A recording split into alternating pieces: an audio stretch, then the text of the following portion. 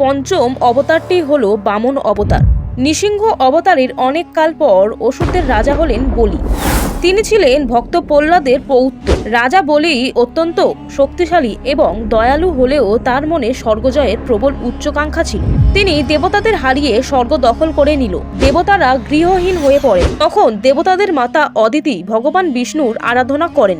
তার ডাকে সাড়া দিয়ে ভগবান বিষ্ণু অদিতির ঘরে ছোট্ট ব্রাহ্মণ বালকের বেশে জন্ম নেন, যা বামন অবতার নামে পরিচিত।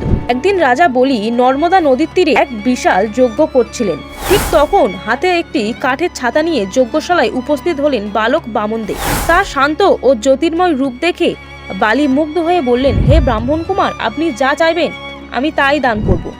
অসুরগুরু শুক্রাচার্য বুঝতে পেরেছিলেন যে এ বালক আসলে ছদ্মবেশী বিষ্ণু।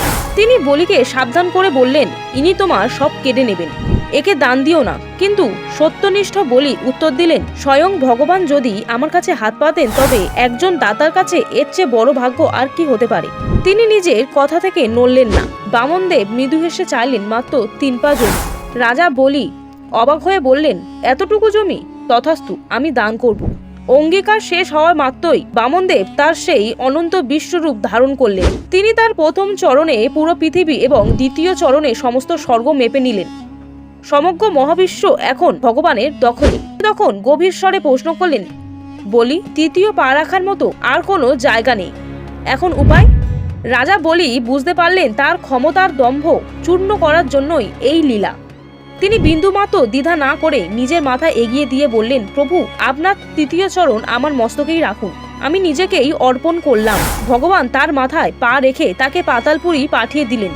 বলির এই অসামান্য ত্যাগে খুশি হয়ে বিষ্ণু বর দিলেন যে তিনি নিজেই পাতালপুরীর বলির প্রাসাদের দ্বার রক্ষা বা পাহারা দেবেন।